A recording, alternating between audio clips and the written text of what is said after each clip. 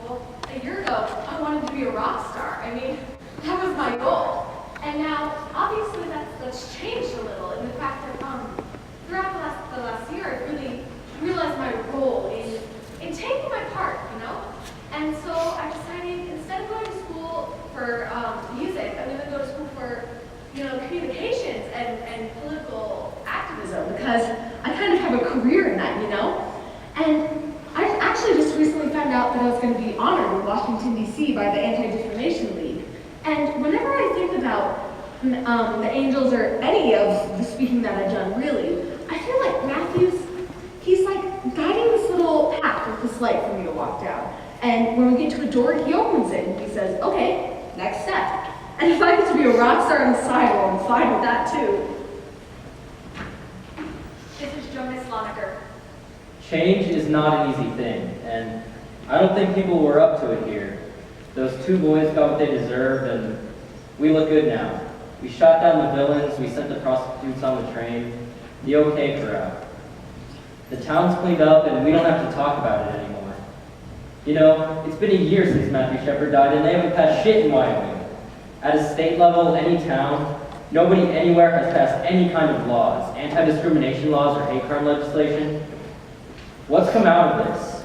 What's come out of this that's concrete or lasting? We all agreed that we would meet again, one last time at the fence. I've been up to the side of my Lincoln, okay?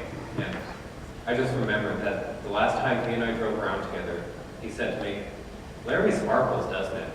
And if you sit right up there, right where he was sitting, Laramie sparkles, I mean, it blows you away. It's a low-lying cloud. It's the blue lights bouncing off the airport going tss, tss, tss. Matt was right up there, and I just remember thinking that in his eyes, I can just picture what Matt was saying. The last thing he saw on this earth were the sparkling lights.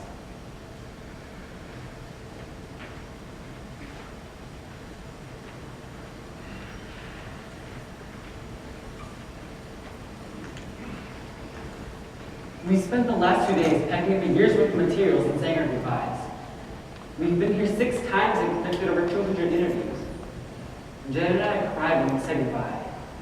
Marge wished us luck, and when we asked her how Laramie would feel seeing a play about itself, she said, I think we'd enjoy it, you know.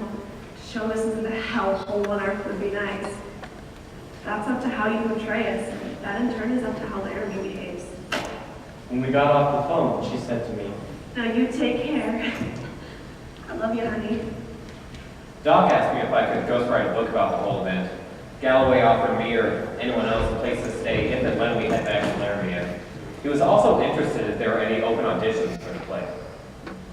We left around 7 in the evening, and I looked in my rearview mirror to take one last look at the town. and I will trust you to do this, that if you write a play of this, that you do your best to say it right, that you say it correct. And in the distance, you could see the sparkling lights of Laramie, Wyoming.